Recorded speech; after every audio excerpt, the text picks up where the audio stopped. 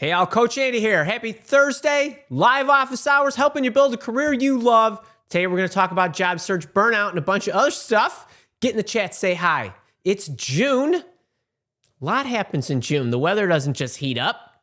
So too does our kind of blood boil, especially if we've been job searching for months or years.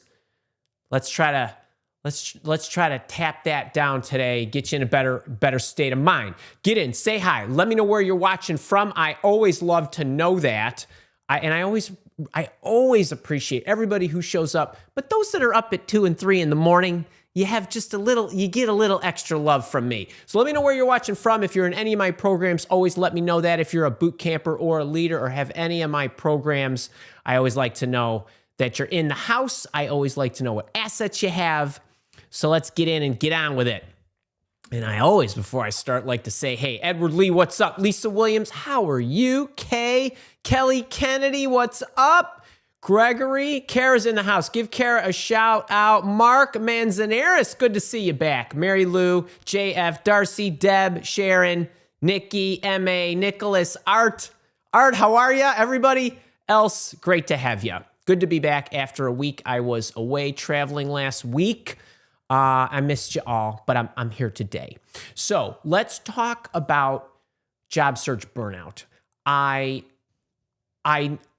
Job search burnout it's a real thing.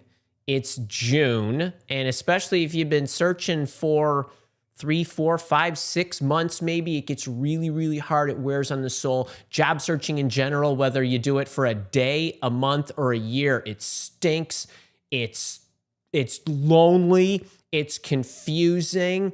It doesn't work the way we think it should. We have expectations about getting hired that always seem to take longer than it should. So I'm here today to yet again give you another way to think about how to look at the job search. I've talked before at least a half a dozen times. There are videos on my YouTube channel about how to look at your job search to have a better frame of mind, to get better results, but most importantly, to maintain that good attitude, realize the benefits of what you're going through, even though it's difficult. And so I've given you different ways to do this, tactically, mechanically, statistically. But today I thought, I'm always looking for new ways to kind of illustrate the same points, because I know we all think differently, and certain messages, sometimes repetition helps us remember and realize things or make it click, but also different stories and different perspectives also have a way of helping you with that. So I want to do that today. And I want to talk about a story from my life with somebody that I worked with, and on the recruitment side of things, but it has the exact parallels to what a lot of you are going through on the job candidate side of things. And the first thing that I want to say, I always like to benchmark any talk like this with why we get stressed out in the first place.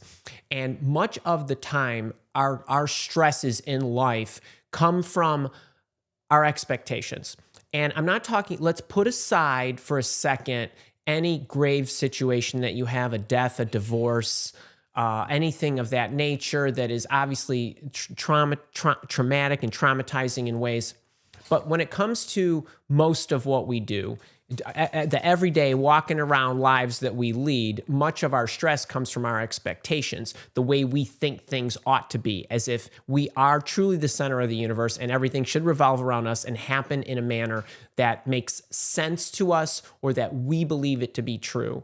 And one of the things that I always like to say is, whenever you don't understand something, it just doesn't make any sense to you.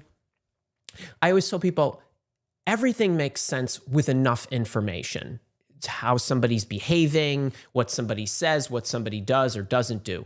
But when it comes to our own lives, our own careers, our own job searches, we have expectations about the value we can bring and why somebody should desire us based on our historical performance. But the fact of the matter is, your job searching success has literally nothing to do with how well you do your job. These are skills that you likely don't have, or at least haven't practiced them in this format, marketing yourself, selling yourself, high levels of communication, all of this stuff, these are things you're just not an ace at. You get paid to do something else. And our expectations of how long a job search should take or whether it should be fair, as if life is fair, it just isn't true. And so I want you to start there and just remember that and park that for right now. But I want to tell you about this woman, Jen, who I absolutely love. She was a client of Mile Walk's. We would recruit job candidates for her and her company. We built a relationship that lasted a number of years in a client type of relationship. And we became friends, I would say. And then she would seek my counsel on things outside of work and inside of work. When it came to her career, she decided she wanted to leave the organization that she and I were working together to support. And she took a new job. That job didn't turn out very well. And she'd reached out to me and said, hey, I'm going to be leaving this organization. Could we get together? I'd love to talk with you. So we got together. When we got together, I said to her, I'd love for you to come and work with me at Mile Walk and be a recruiter, an executive recruiter, and I can teach you the ropes. You're a corporate recruiter. She had a good understanding of recruitment processes, was an awesome corporate recruiter. She was a joy to work with as a client of mine. And I thought, I can teach you what you need to know about being an executive recruiter. She was game. And she was interested. So I brought her on to Mile Walk. But the one thing that I said to her before, she came to the organization is, I need you to be committed to give this a shot because you're going to go through some difficult times, things that you think should work out a particular way or not. I need you to understand the kinds of things that are going to happen, what this is going to look like, how difficult what it is that we do. Executive recruitment is the single greatest, most difficult job I've ever done in my life. And there are so many skill sets that you absolutely need in order to be successful. And I want you to think about the level of difficulty. You're working on behalf of a client that you need to go and recruit somebody else who doesn't work for you or for them. You have to make 2 sales to make 1, and you have the only product in the world that can actually say no to the sale. So there is an awful lot outside of your control. So there are a certain set of disciplines and protocols and operating behaviors and other things that you need to do, not to mention all the skills that you're going to need to build. But I will teach you. I will take my time. I will invest in you to get this right. But the one thing that I need you to do is I need you to commit. I need you to mentally make a commitment. You can make it verbal to me, but I need you to make it true to yourself that you will, heads down for 2 years, pour your heart and soul into this, not think about quitting, because you're going to have these ups and these downs. It's a huge odyssey.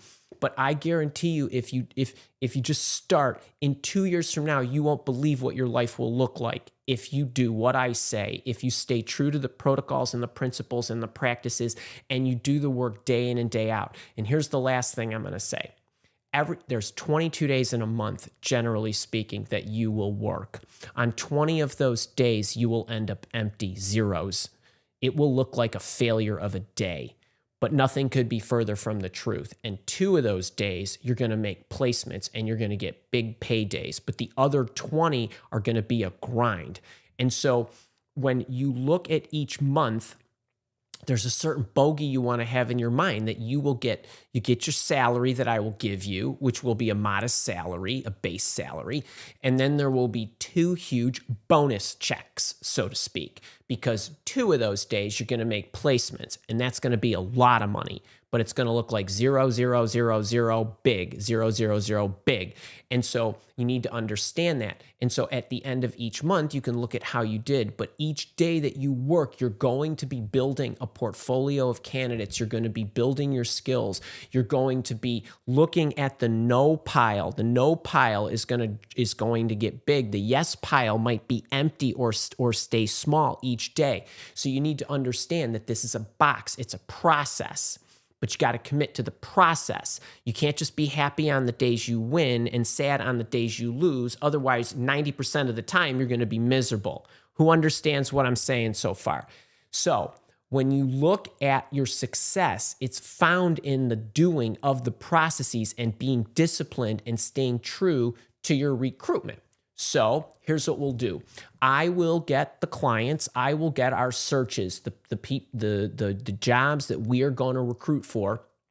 I will educate you on who the client is, what they need. We'll go through all the practices. I'll teach you how to operate the cold calls to recruit the job candidates, and so on, how to screen them. You screen them, you pass them to me. I will manage the relationship with the client. We will put the candidates in.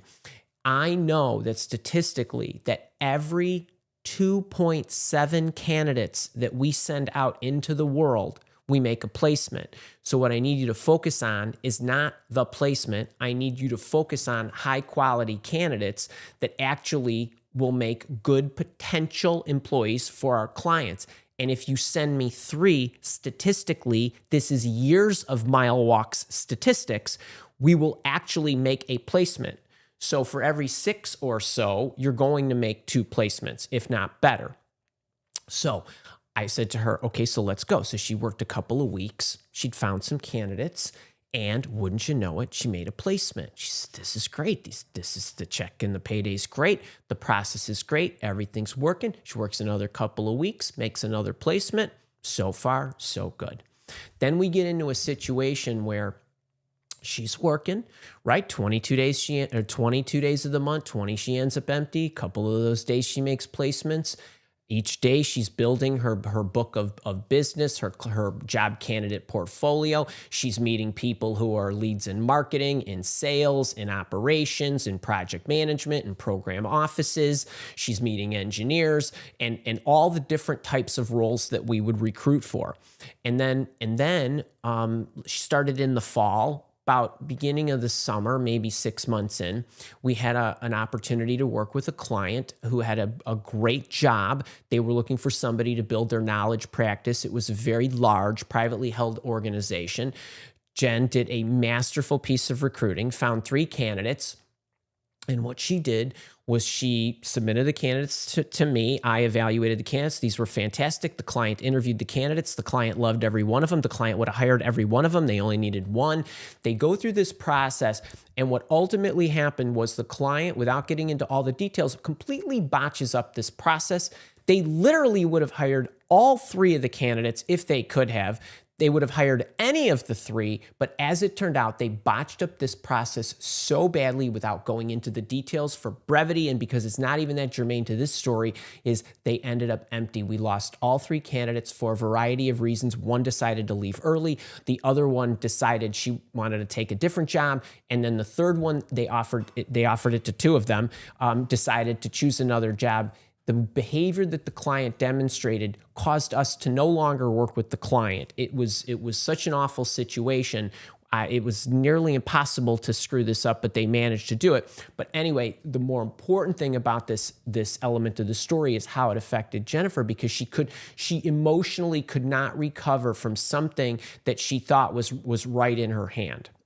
And what I tried to explain to her is this is going to happen, but the reason that we recruit so many candidates, the reason that we keep our process going irrespective of what happens on any given day, what any job candidate might do if they wig out, or a client who mishandles a recruitment process, no matter what happens, we control what we can control. And you will be more successful based on where you place your attention than your ability. But the fact that you are placing your attention so greatly on something you have absolutely no control over is making it difficult for you to actually function.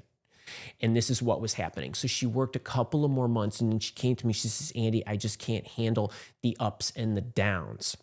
And I was so disappointed that 9 months into this process where she was having success, but then had one mega hiccup, because it wasn't even a failure because she did everything absolutely beautifully, that she could not wrap her mind around the fact that something outside of her control or what she thought was unfair happened, which in her mind cost her money. So she ended up leaving. Then what happened is within the next few months, we ended up placing 6 of her candidates. She literally in 1 year would have earned 3 times the amount of money that she had earned as a corporate recruiter had she stuck with it. She was so close. And when I said I need you to commit mentally to 2 years and not really worry about the ups and the downs, but just think at the end of the day, this is a black box. You're going to go in, you're going to come out. And so the reason I'm sharing this story with you is because she would have been ragingly successful had she just maintained consistent, kept her focus in the right place.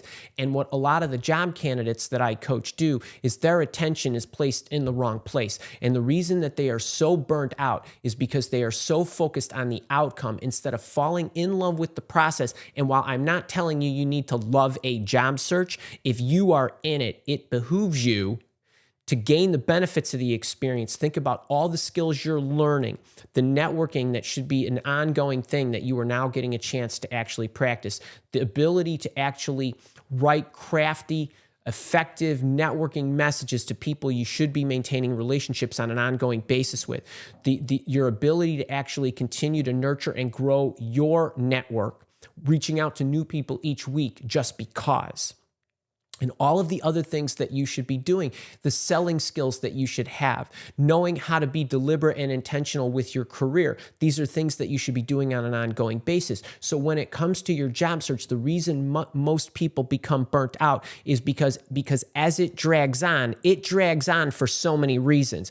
Typically, you start in a spot where you are screwing things up because you are unconsciously incompetent about what you actually need to be doing, the right kind of activities that will lead to results, where you're spending a lot of time drafting a resume that is ineffective, putting it in an applicant trashing system that is one of the least effective ways to actually attain a job interview, let alone a job. And you're focusing on a lot of things because you do not know.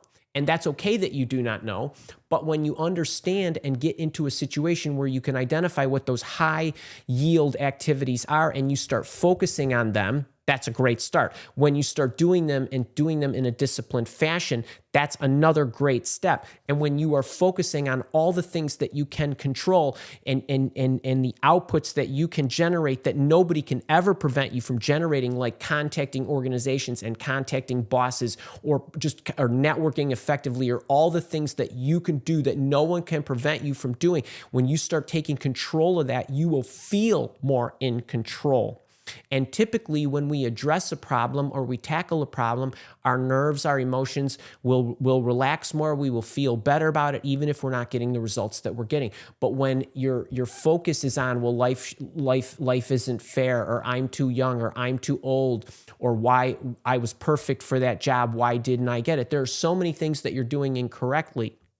But if you can get focused on what you can control and start learning the mechanics of what a good job search looks like, and then doing it, and then if you're doing a good job search, if you are not getting the results that you are hopeful that you would get, then looking and analyzing the data effectively, that becomes another exercise that you need to do. So when you're going through all of this, a big reason why you're burned out is because of your faulty expectations and also where you're placing your attention. So I want to get you focused on the fact that I want you to do what you can control. I want you to remember that it only takes one.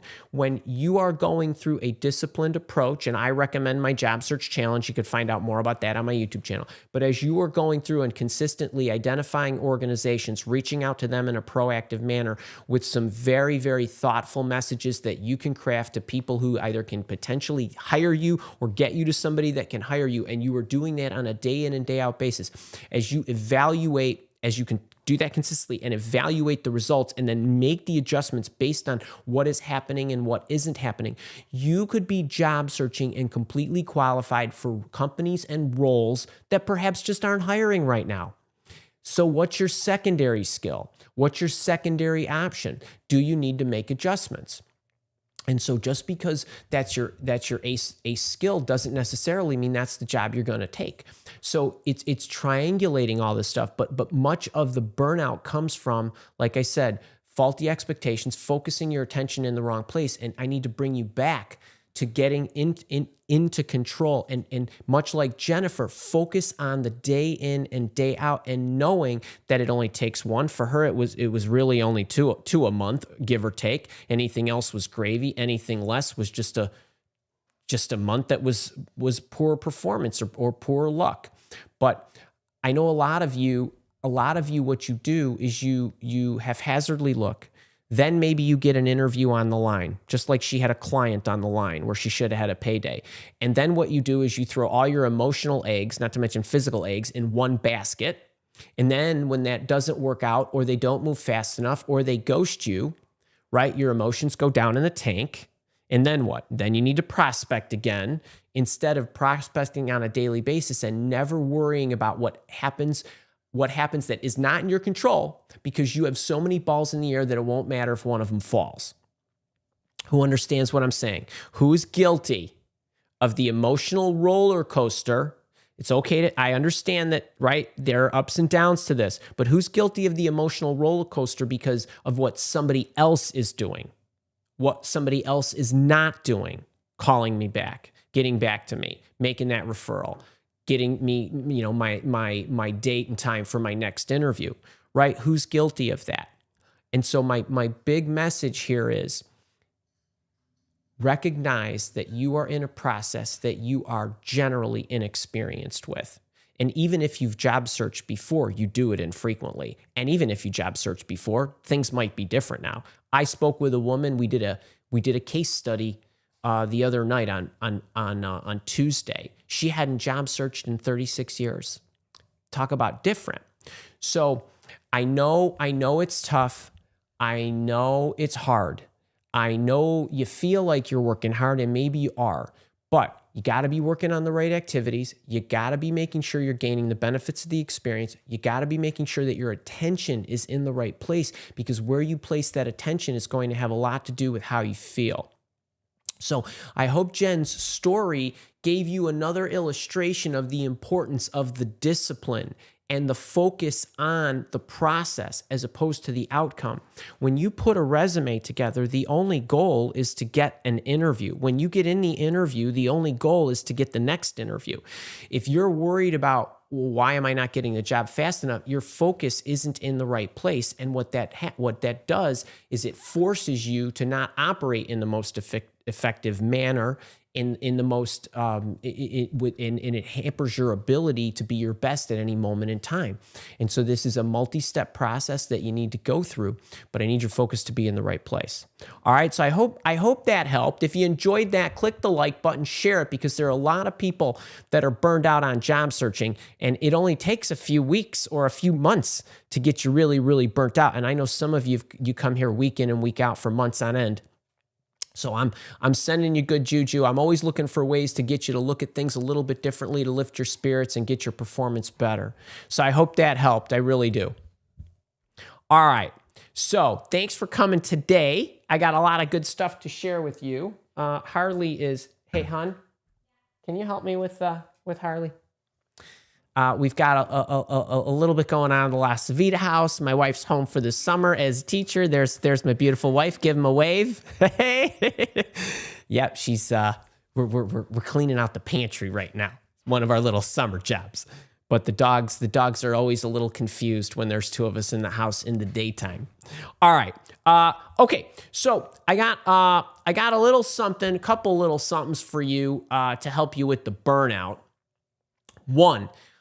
It is time again for my job search mini camp event. And if you've never been to a job search mini camp event, I think this is, my 8th or 9th year doing the mini camp, my greatest tips event. I do one a year. It's free. It's about 10 hours. This is probably about 12 hours. This one's going to be a little bit longer. 4 days. It's June 16th, 17, 18, and 19. On Monday, we're going to talk resume writing. Tuesday, we're going to talk job searching. Wednesday, job interviewing. Thursday, salary negotiation. I'm going to teach. It's new teaching. I've got case studies every day, different kinds of case studies. We're going to do Q&A. 2.5, 3 hours a day, so about maybe 12 hours. You can sign up. The link is in the chat. It's completely free. I do have a workbook that we send the night before on June 15th, but you need to be on the email list to get that, because I send it via email. So sign up. Even if you're in my premium programs, sign up so we can make sure you get what you need. Kara's got the page there. That's item number 1. Item number 2 is, if you're feeling burnt out, One of the most effective ways to job search is to run my job search challenge. And in particular, in my job search challenge, where you are targeting organizations each day, 3, you're targeting people within each organizations, 1 person at each organization, 3 people. And then you're sending them crafty messages, whether you're sending it to a boss or you're sending some networking templates. I have a boss hunting mastery workshop. It's not a free workshop, but it's an incredibly budget-friendly, in relation to my other coaching services. It's a budget-friendly package where you get the workshop, but you get the Boss Hunting Bible, which is all of my copywritten templates to not only target the bosses, but have the dialogue with the bosses based on their responses. When you reach into them and pitch yourself as a candidate for their team, they're going to have an 8 or 10 different responses that they're going to kick back to you. I've got a completely copywritten Boss Hunting Bible that I will give you. And not only that, if you need a companion, right? Because I said job searching is lonely. I also have Andy AI, my digital clone. It's my digital career clone that has been trained on all of my premium teaching, my books, and everything else that I've basically ever said as far as being a coach in this capacity. All the things I've said on YouTube, all the things I've said in my podcasts, all the stuff I've said in my private group coaching sessions, all of that has been loaded into Andy AI. I will give you a 30-day free pass to that. The whole package itself, you can check that out. Kara can drop that in the chat. It's $99. The workshop, let's call that worth $99. The Boss Hunting Bible, that's worth $100 by itself. Andy AI is $199 a month. You get a free pass. You're not signing up for a subscription or anything. I'm just going to give that to you free. So you got a month to run at it. There's no hard sale beyond that. It's basically you get the Boss Hunting Workshop, you get the Boss Hunting Bible, you get some other goodies, you get Andy AI for free for a month. You're not signing up for a subscription. There's no ongoing billing, none of that. It's basically $100 and you get all that stuff. So you can grab it there. And if you have any questions about the Boss Hunting program, you can check out the page. Let me see if I can show it to you really quick. This is it. There's a little video there that will explain. I will talk about the instruction and what it is. I'll show you what the Bible is, and you can have the Andy AI. It's a one and done. There's no ongoing fees for that, and you're not going to automatically be billed. I want to make sure that you understand that. One thing that I do think is kind of cool, because I do think this will save you a ton of time, is the Boss Hunting Bible. So you can go in here and you can actually see all the things. So I educate you on what it is, how to do it, how to use it, different things to be mindful of in LinkedIn.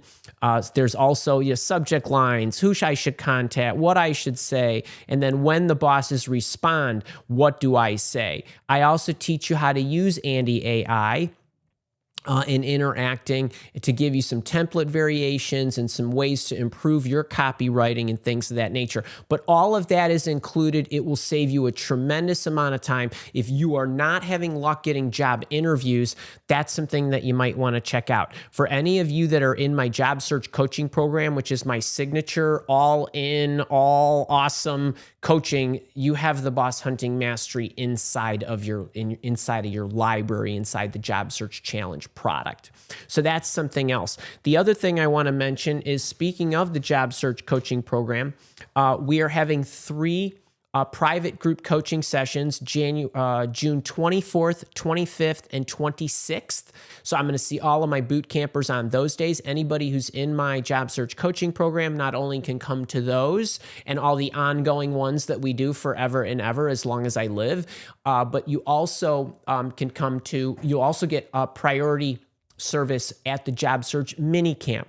The sessions we're going to have on YouTube June 16th through the 19th. The other mention I want to make is June 27th. I'll be meeting with my leadership coaching members, and we're going to be talking about professional networking on Friday the 27th. So I'm live every day, I think, between the 16th and the 27th. It's like almost every day for those 2 weeks. There's a lot of live coaching with me. I am here next week at Live Office Hours, June 12th. So that's on the calendar as well. All right, let's see. What else? I do want to make one other mention This month, with the promotion of the job search coaching program sale that we have, it's on sale right now for $300 off the interactive service and the VIP plans. If you're not familiar with the program, you can check it out. But one thing we are adding is a mastermind group. The mastermind group gets everything all of the VIPs get, but the mastermind group is also going to be meeting with me on Monday, every Monday. Actually, it's technically 9 weeks, but basically 8 structured instructional sessions that we are going to be offering to a group of 10. That's it, 10 people. There's 10 slots available. We have an application to fill out if you're interested. Not only are you going to be meeting with me each Monday, me and Kara in the small group setting, but you're also going to be getting a one-to-one session with me, a full marketing review with me. You're also going to be getting a pass to my leadership coaching. It's really a great, great program. I've got all the basically structure created already. I will be introducing that to you in detail. If that is something that you're interested in, please let us know. It's $5,999 for that, but we're only taking 10 people. So we do expect it to fill up. We do have an application that we want you to fill out because we are going to select the 10 based on backgrounds and other things and their levels of interest in these kind of programs and so on. So if you're interested in that, let us know. You can email us at support@milewalk.com, or I'll be releasing all the information here very soon. You can also get a glimpse of it on the job search coaching program page, but there will be a supplemental page that we'll be giving you very, very soon with all the details of that mastermind. But I did want to make mention of it because well, I'm pretty excited about this. I'm spending a lot of time creating a lot of the stuff for that group. So I hope that helps. Just a kind of a shot across the bow and a little bit of an advance notice. Okay, Lisa F. Second interview tomorrow thanks to a combination of coach and healthy habits. I love it. Congratulations. Lots of luck, Lisa F.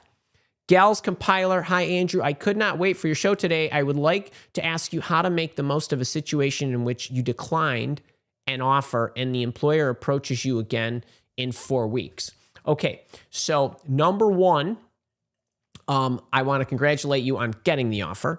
And then I'm assuming the offer was either not the kind of role you want, not the kind of company you truly wanted to be at, or was not enough compensation, or I don't know if you declined because you got a counter offer or what the situation was. I don't know what to tell you because I don't know the reason that you turned down the offer in the first place.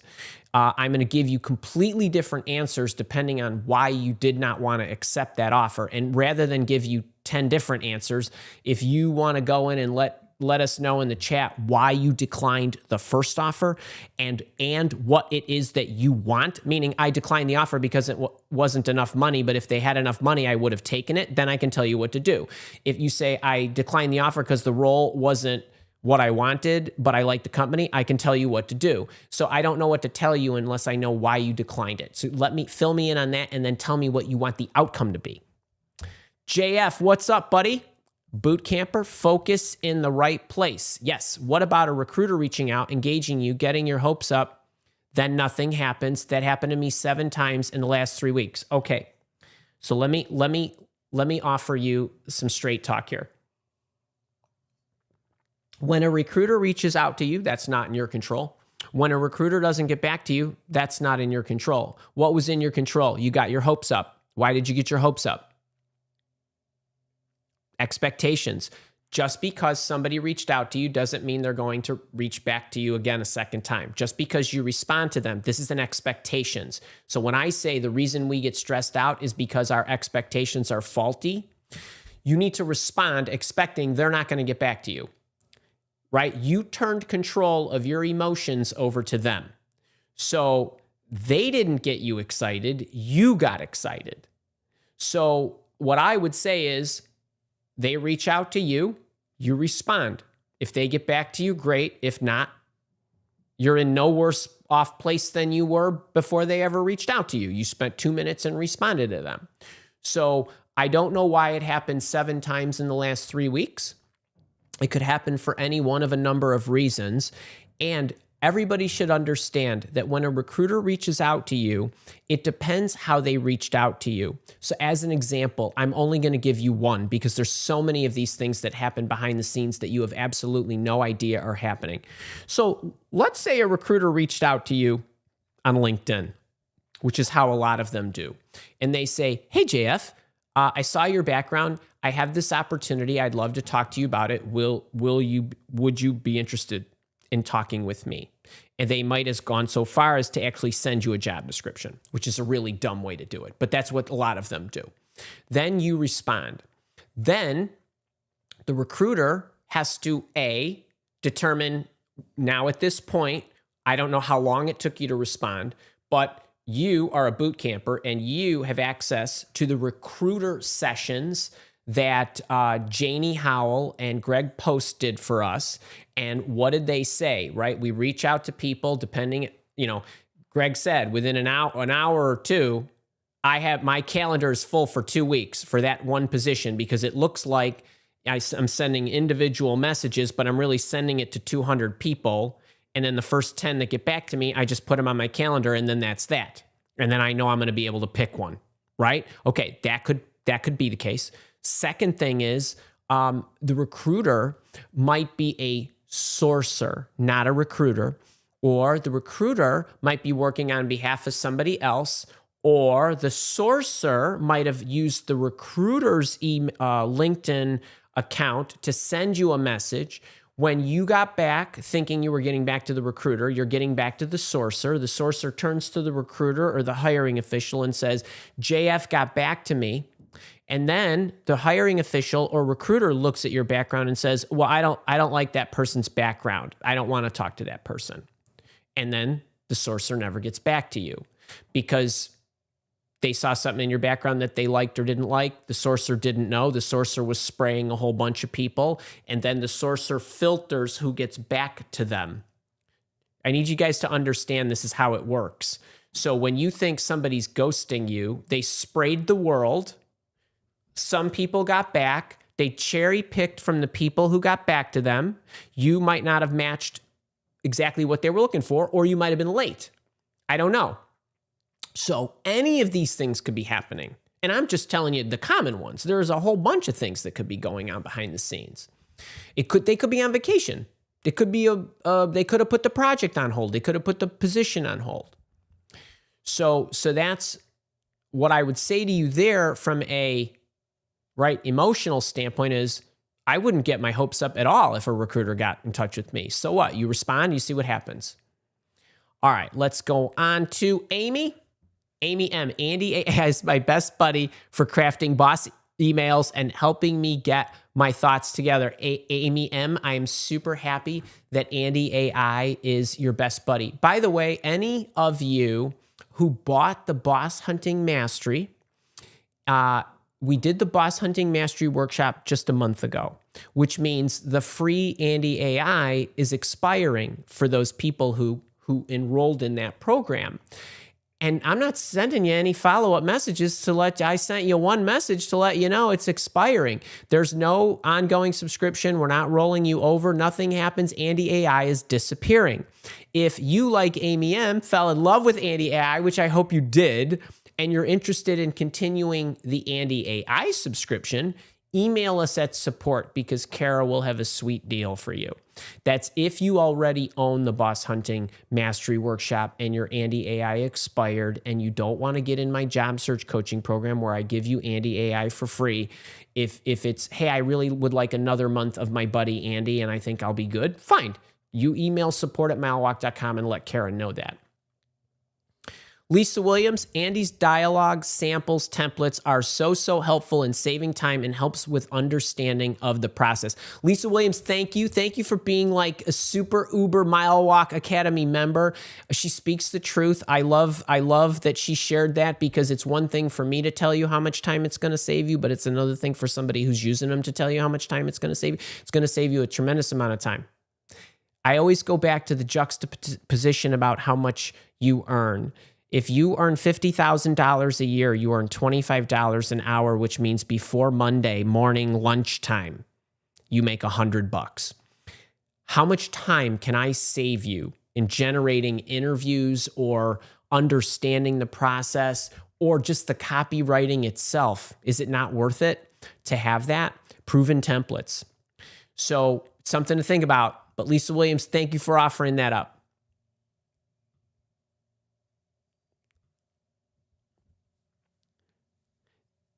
Zimba Fashion, how to answer, have you ever had direct reports when I have managed project teams only? Okay, so Zimba, I give this book away still, $7 US. I give you the hardbound, the ebook, and the audiobook. The ebook on Amazon alone is now $9.99. So it's a pretty good deal. I'll send this anywhere in the world. In this book, on page 58, question number 10 is, how do you educate yourself? I know it doesn't sound anything like what you just asked me, but the answer and the philosophy in how to answer something like this is in this. So I just want everybody to know I'm still giving this away. We just ordered 3,000 more copies. They do fly off the shelves. Grab one. It's really a great budget-friendly supplement. Whenever you're faced with a situation where you don't have the experience, I'm going to give you two parts to this answer. One, I'm going to give all of you the generic approach for when you don't have the experience, and then I'm going to answer Zimba Fashion's specific question on the direct reports. Whenever you're asked about, have you done this before? Okay? In any form. Have you used this software language? Have you used this software tool? Have you managed this type of program? Whatever it is. I've yet to do that, but I've done these things that are similar. And whenever I'm faced with something I'm encountering for the first time, here's how I approach it. Boom, boom, boom. Two of those three components were very positive, very uplifting, and will ease their minds. If they like you and they see, oh, you've got some analogous experience that you can draw from, and you have a plan, a methodology for how you get up to speed, you're good to go. Because remember what I say in this book and forever, ever, and every week at Live Office Hours, if you are in an interview, you are qualified for the job. You are. So that direct reports thing, we'll transition to that now. They may or may not have known that, but they certainly know that you managed enough programs or projects where you had to influence people, and maybe you managed them directly, or maybe you influenced without authority, we call it. So I want all of you to know there's three components to the way you answer it in general. For Zimba Fashion, whenever you get a question about direct reports, but you have not actually written somebody's performance review, or they're not on the org chart where they report directly to you, you say, in my experience, the project, you talk positively, the projects that I have driven have been for matrixed organizations, something like that, where project team members are allocated to the team, or whatever it might be, however it is organized, where I am running the programs or I'm running the projects, but typically they are reporting to someone else within the organization. However, what I have found is it's even more complex and difficult in order to manage resources that do not directly report to you, because you need to influence without authority, which requires you to. And you're going to talk about that. Then what you're going to do is you're also going to talk about the impact the direction of your projects has attained. So it's about impact more so than the activities. Managing a person is an activity. The results of the projects that you drive because you know how to orchestrate, whether it's matrixed organizational resources that are put on your team or vendors that are outside of your organization. So think about what a project manager does. A project manager is typically driving a project, whether they have direct reports or not. You have stakeholders at the steering committee or directory level that are managing the program at the highest level. They're the people with the money, right? So you're interacting with the steering committee or the board or the whoever. You're dealing with vendors outside, could be external vendors that are supplying you compartments, components, programs, software products, whatever it is, right? So you're working with them. You're also working with people who are doing certain things. Could be designers, developers, architects, programmers, quality assurance analysts. It could be a whole bunch of people working on the conversion team. You're working with other people or you're trying to integrate data, whatever it is. So you want to talk in those fashions. You want to talk about what you are, not what you're not. And you want to make sure that you are always, always, always. One of the biggest points I have to make in a coaching session with somebody is, what am I selling today? If they're asking you about management of people, you are selling a leadership skill. You are not selling an organizational chart. Okay, so when you're talking in what's packaged in your answers in the interview, needs to be addressing what skills do they need to see that I have, and what impacts and goals do they have that they know I can make. Because when you're actually going through and articulating whatever it is you're saying, you want to make sure you're sending the message to them so that what they're feeling is he or she has the leadership skills. He or she will be able to influence without authority. They will be able to organize and direct the project. They will be able to take us to that place. Instead of articulating details about what you do that are not germane to that. So that's how I would approach that. That's a great question. Stephen Carollo, what is your hunting advice to a new graduate in the environmental science? Okay, so we could stop the question at what's your hunting advice to a new graduate? Because it doesn't matter what space you're in. I'm going to give you the same advice no matter what you're targeting. And that is the same advice I give to you at 58 years young or 57 years young or whatever you are. I'm targeting the companies. I'm targeting the boss. I'm sending the message. And there is a very specific video on my YouTube channel about boss hunting, where the example that I give is for a recent college graduate. Maybe Kara can drum that up. I'm assuming you might be asking that for either your daughter. I think it's your daughter, not your niece, but give that a try. I have the same exact advice. It's the same thing.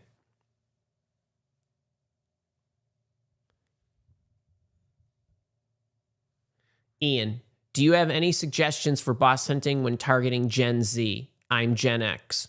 So one of the things that I would say is that I'm wondering if you're asking me, because when you target in the boss hunting template, there's usually an adoration clause right up in the front. I'm wondering if you're asking me how to replace that. And if you're asking me how to replace that, then yes, there are actually the last boot camper session I think I talked about this exact scenario where you are looking for something different about what you admire about what their accomplishments were. I would love to learn your story about how you accomplished this so early in your career or whatever. You're going to say something different. I'm wondering if that's what you're getting at. Now, there's a tactical approach, which is something that I just described. There's also an overarching approach as to why you would even be targeting a Gen Z.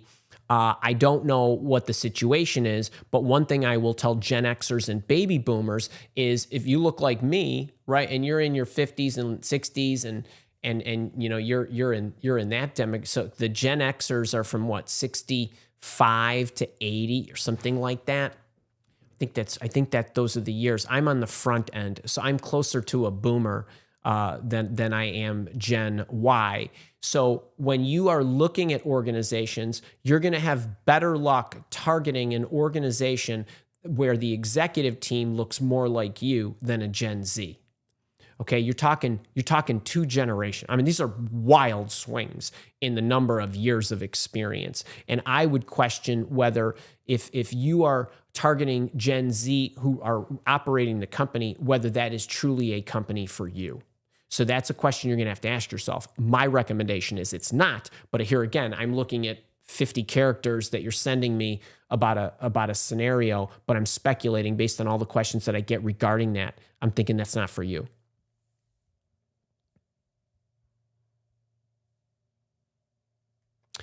Gigi, I applied for a role at my top company. The manager responded by requesting a business plan, which I submitted. It's now been 3 weeks with no response, despite a few follow-ups. What now? Okay, so first thing is going back to the overall theme of today with expectations, expecting them to respond, right? You get your hopes up. But first thing I would say is if you applied for a role, if you apply, this goes for anybody, Jilliana, you, and anybody else. If you apply for a role and the first exercise is for you to do something without speaking to somebody, with one exception. So I'm going to go through the scenarios here. If you apply for a job, or even if you boss hunt or whatever, and the first act is for you to do work, don't do it. Okay? That's the first thing. Second thing is if you apply and they say the first thing you need to do is take a test, don't do it. Don't do it. If they say the first thing we need to do is we need to talk to you and we're going to do a screen, and then if you're generally qualified, there's a test we take because you're a developer or you're a whatever, that's fine. If they want you to put a business plan together, I'm not putting any plan together unless you and I spend time and we talk and you tell me about your company so that I can put the best business plan together. I need to know that you're investing your time and you're not just asking me for a presentation. So I would never send that. The only exception, and I don't love this, but the only exception that I can stomach is if you need to do an on-demand video interview. And what does that mean? That's a one-way video interview. If that's what they're doing to get an understanding of you, and that's just the company's protocol, and you really like the company, then you can do that. But I'm not doing anything unless somebody talks to me first. I need to know that you're going to invest some of your time before I invest any more of my time, because I've already invested time reaching out to you. So in this case, you're asking me about you sent the business plan and it's been 3 weeks. I don't know what the person said is send me the business plan, and if I like it, I'll get back to you. Or I don't know what's the next step? Is that going to happen? Who's going to get back to me? That whole approach to any type of interaction you have with a company, you need to understand what the benchmark or the target was for the loop back. So in this case, I would say, you want to wait maybe one more week, send a message and say, I'm still interested in your opportunity. I'll assume that if you either haven't had a chance to look at this, or it's not what you were looking for, whatever you want to say, and then just sign off and say, I'm open to it. If you get around to it and want to get back to me, that's great. Otherwise, I'll assume, the matter's closed. It's okay to do that. I don't love doing that. First off, I don't love the fact that you sent them anything. Now, do not misunderstand what I mean. If you are engaged in an interviewing process and they say, Gigi, at this point, we're at the stage where we want you to put a business plan together, a 30, 60, 90-day plan, a business plan, a strategy or approach, or a presentation. I'm all for that.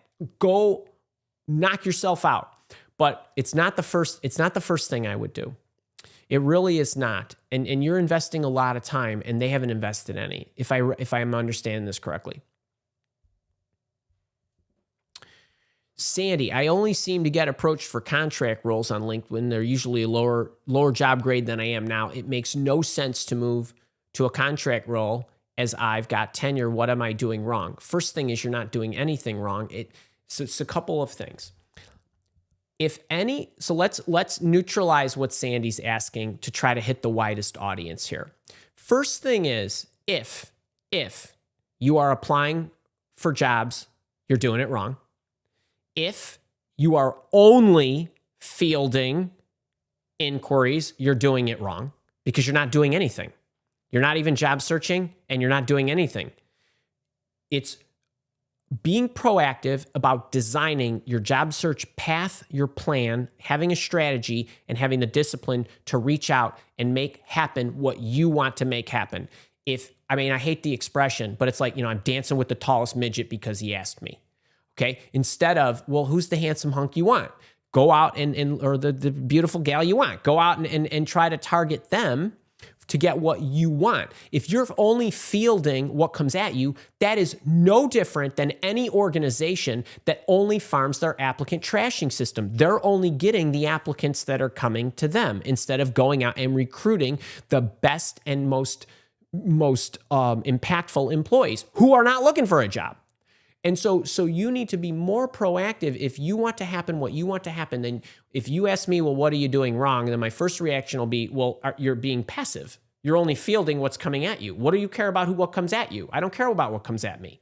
I care about what I can make happen. And that's my only focal point. Anything that comes at me is gravy. Then the gravy that comes to me, every contractor role, I'm getting on the phone call with them. I don't care what the job is. I don't care if I'm a strategist and they're calling me about a database architect role. I'm getting on the phone. Why? Because when you get on the phone, you can understand who they are. You can understand, do they work for a firm that does a lot of different contracting roles or permanent placement? Because a lot of these staffing firms do both. You can talk to them about who you are, what you want, and then you must give them referrals to people who might fit their contract role or any type of role that they recruit for. What else are you recruiting for? Let me tell you a bunch of people you can call. And you are planting seeds. So I would say be proactive. What can I make of this right now? Let the art of the possible happen. Get in there and introduce yourself, because sitting behind the computer, applying online or not doing anything isn't going to make anything happen. And if you have been given the luxury of something coming at you, then how can you max that out? This case study that I did, I just mentioned it 20 minutes ago about Karen, and we were talking about, she had put in 907 applications. She'd gotten less than a handful of interviews. Okay, I want you to think about that. All right. Then she did 108 boss hunting messages. She got her job through boss hunting. The boss hunting job that the VP that got back to her said, hey, you look like you have a great background. Let's talk. So she talked. The VP said, we don't have anything right now. So she said, but I think we're going to be, hiring a CMO. I think we're going to be creating some positions. Could we stay in touch over the next couple of months, like have conversations and pick each other's brains? And she said, absolutely. So she did. She gets a little further down. Then what happens is the VP calls her back, says, hey, we got these positions we drafted. They're draft roles. Would you take a look at them? What do you think of them? The roles were way too junior for her. So she said, so I gave him some insight and this and that. Then as it turned out, she met with the CMO. They ended up hiring her, taking portions of responsibilities from those roles, created a higher level role for her, all because she stayed in touch. She worked the process, art of the possible. No system is going to do that for you. And so the same kind of thing can happen if they're calling you about contract roles. You don't know what else they have in there. You don't know what else they're recruiting for. You don't know if they have clients who have full-time positions. Remember, these organizations are just spraying the world. They're just hoping people get back to them and then they sort it out later. They haven't looked at your background closely. The system is doing this. They're not even looking at your profile. Don't misunderstand this. A recruiter is not much of the time sitting there looking at your profile. The computer is going to a system and saying, I want somebody who looks like this, who has these skills, go. And then the computer shoots back a bunch of people. The recruiter then check. The recruiter sends a boilerplate email. They've never looked at you. Boom, off it goes. Then who gets back to them? Then they say, oh, let me look. And Sally and Susie and Sandy and Tom and John and whatever. Oh, okay. They look pretty good. Check. Schedule, get on my calendar. That's how it happens. The system is doing that. So just remember this. You got to think in these terms. Okay, so then for you, say yes, get back to them, and then see what else they have. Justin, watching videos for quite a while. You're welcome. I'm moving quickly from a lead manager, senior manager, director in 2 years. Awesome. Working through a recent riff, wondering about impact of down in title. So, couple of things. Generally speaking, many of you, Justin included, worry about things that it's just a misuse of your mind. I mean, it's mismanagement of your energy. So I'm not worried about anything. I'm not worried about shots I haven't taken. I'm not worried about anything. You got put in a situation, or you're in a situation where there's a riff. From the riff, what am I going to do with this right now? You're going to be proactive. You're going to go out and you're going to start targeting organizations. You're not going to work. If you're a director, you're targeting director and senior management positions or junior VP positions. Target what you target. You're going to get in there. You're going to see who's receptive. Then you're going to make adjustments. I'm not even worried about anything that I can't control. And all I'm focused on is how am I going to explain my riff, which probably is going to be a really easy thing to explain because number one, you were doing well. If you were getting promoted, you were doing something right. And if you got let go, that's not going to be about you. It isn't. There's no way it can be. Not if you had 3 jumps in 2 years, right? So don't worry about any of that stuff.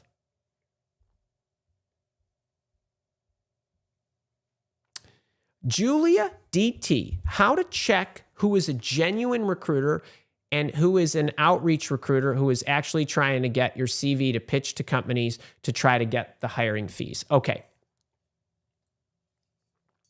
Julia, I'm going to say the same thing to you that I sent to Justin.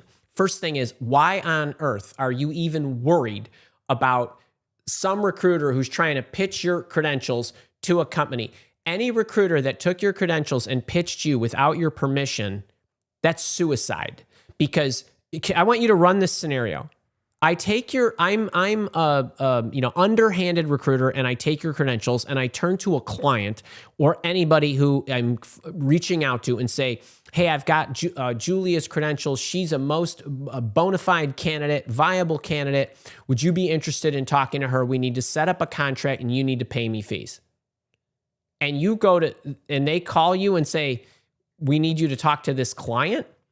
You have the right to say, I don't want to talk to that client. And the recruiter knows that. And if the recruiter then has to go to the organization and says, well, she doesn't want to talk to you, how's that going to look? They're going to say, well, what are you talking about? So I wouldn't even worry about that nonsense.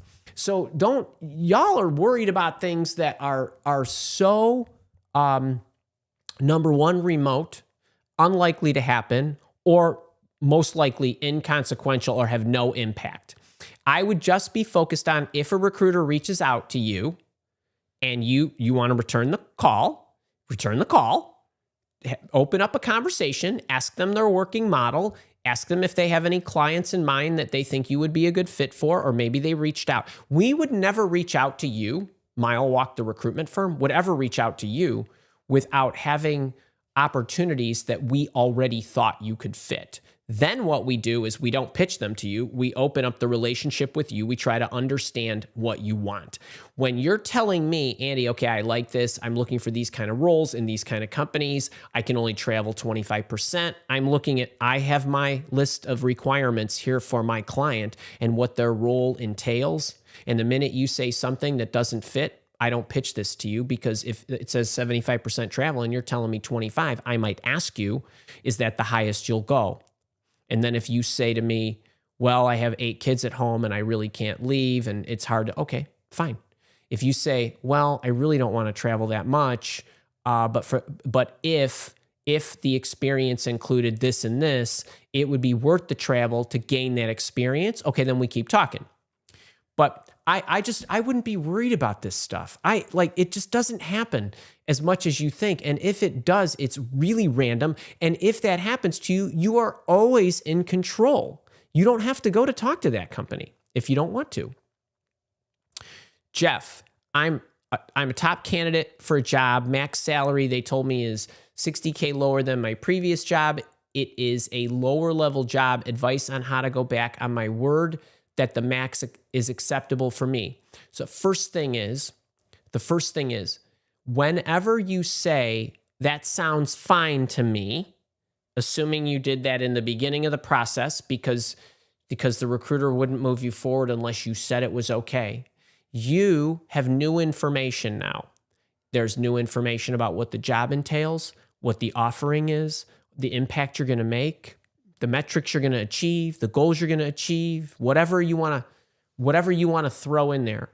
And what was okay at 60K lighter is no longer okay at 60K. You're not going back on your word. You have new information. Anytime I get new information, I am completely comfortable with changing my mind and having a new view on life. So you live in a whole new world now than you did when you originally gave that answer. So I'm going to point, you're a boot camper, so I'm going to point you back to the salary negotiation workshop to get everything that you need and how I would approach it. And so it's the prep for the offer. It's the line of questioning for the offer. It's the salary negotiation grid. You need to get all that in order and you'll be fine.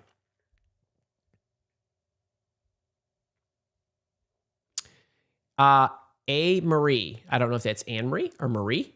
Either way, Andy, in the UK, many jobs have no salary details listed, and so it is possible to prepare for first interviews and put in front work to only find they are not even in your pay range. Help.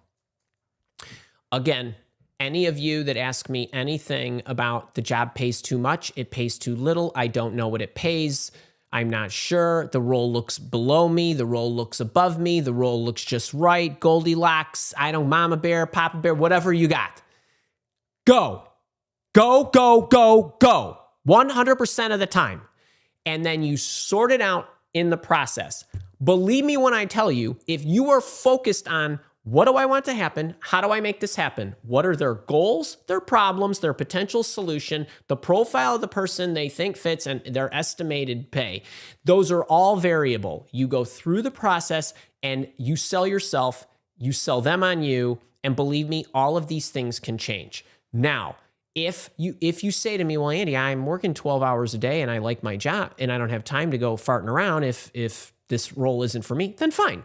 But if you're in job search mode, I would take every interview possible and then I would sort it out based on gathering of the information, measuring it against my requirements, and I would also try to convince them, whoever it was, no matter what they told me up front, that I was worth what I think I'm worth. If I get all the way down to the end and they want to give me an offer, and this is the worst case scenario, right? I get all the way down to the end and they give me an offer that isn't as high as I want, then that's up to me not to accept it, but to prove my value. And if I can't prove my value, then it either falls on me because I didn't do a good enough job through the interview process, or they didn't value the position at the rate I want. I'm only willing to pay a certain amount for certain things, no matter who you are, or you just didn't convince me. I was willing to go higher, but this is the most I'm willing to pay for you. In any of those cases, you have your answer, but it's up to you to prove that you're worth it. It is not up to me to lower my prices so that more people get in. No, I keep raising my prices. I keep raising and raising my prices because why? It's up to me to build a product and provide value that's worth what I'm charging. So it's not for me to lower my standards, lower my prices so that people will find me more attractive or my programs more attractive. I have a variety of different levels of investment prices, but my signature stuff is expensive. So that's how I want you to think. Get in there and go. AG, do you have stats on whether email or LinkedIn is more effective for boss hunting, or should I send my boss hunting messages through both at the same time? No and no. And what I would tell you is that it's random, meaning some people like email and they prefer it. Some people like LinkedIn and they prefer it. Some people are busy and they couldn't get to your email, but then you LinkedIn inboxed them 2 weeks later and they saw it and they responded. I have no statistics, and there would be no way to get enough data for me to say this is truly better. Now, if it's me and what I tell you, and you're in the boot camp, so you know this, pick one. I don't care which one it is. Go first. Give them a chance a week, then go the other route. Meaning, I tried to inbox you on LinkedIn. I thought I would send you a direct email. Here's what I forwarded you. I'm still interested. Or I tried to reach you via email, but thought LinkedIn might be a good platform as well. I sent this a week ago or whatever. That's it. And then I wouldn't contact them again ever. Iron Man 2013. Love it. Man, last week, every day last week, I got up and I was running at 6 a.m. and I ran for an hour. Then I'd strength train for an hour. then I'd have breakfast, and then I'd sit by the pool and read for an hour, and then I'd swim for a couple of miles. That was my daily routine. Then I'd have lunch. Got in a little late. Would you please elaborate on the difference between a recruiter and a sourcer? Okay, so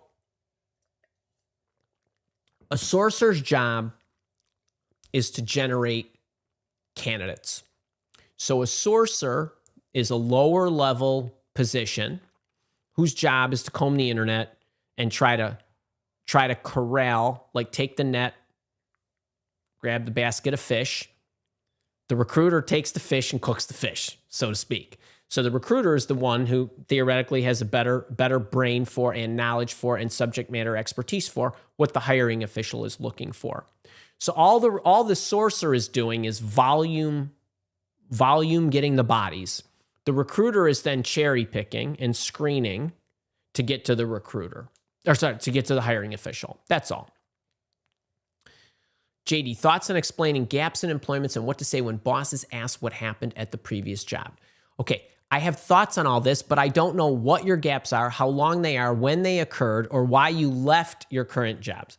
So what I'm going to refer you to is the videos that I have on my channel about employment gaps. There's a few of them. Check those out. Marlise, is it okay to provide a writing sample after a 70-minute interview with the CEO? So first thing I would question is why they would want a writing sample from you in legal. I mean, writing samples and okay, so everything that you all get from me, I write because I'm weird about it, because I feel like what I'm writing and okay, so I am a huge proponent of this energy. Okay, meaning my relationship with you. The minute I fake anything on this side, that breaks, even if you didn't know it, internally it breaks a bond. And so when I write a message to you, an email or instructions or whatever, I'm writing them. Okay, I'm literally writing them. I don't care that it takes longer because it's me.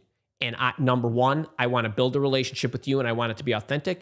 And number two, I want to be working on my skills. Okay. Now, most of you are in jobs where you could have the AI write the legal, you could have the AI write the whatever. So I'm surprised that anybody would want a writing sample from you. And I certainly would not give somebody a writing sample after a 70-minute interview with the CEO, because first thing I would say is, well, what's important about the writing sample? Why do you want it? Now, if you say to me, well, Andy, it's no big deal, I could just give him something I wrote and just hand it to him, and you want to do that, I'm not going to tell you not to do that, but everything that ever occurs to you, happens to you, you make happen, happens to you, however you want to look at it. Everything matters to some degree, right? Nothing is everything, but everything is something. And so the fact that somebody is requesting a writing sample, I'm wondering what signals are you sending by asking me that? Now, I don't want you to misunderstand what I'm saying about overthinking things. I want to know, why is that important to you? Number one, because that's going to tell me something about you and what you value. Number two, it's going to tell me, give me an indication of how I want to package whatever I'm going to give you. And so, in a vacuum, if you say, is it okay to provide a writing sample? It's always okay. The question is, why was it requested? And the third thing is, how is it going to be used to evaluate your candidacy? You could take a writing sample, shove it into Andy AI or ChatGPT or Perplexity AI or Claude or your flavor of the month, and it could make it better for you. Why would somebody still request a writing sample is a question. And so that's kind of how I think about that. But sure, it's okay. But like, to put the work in to create a writing sample, that's a no-no. Don't do that. Pull something off the shelf. So if somebody was requesting that, say, I'm happy to scrub something I would give you. So I hope that helps. All right, wait, we're coming up on time. Let's see. Kara is got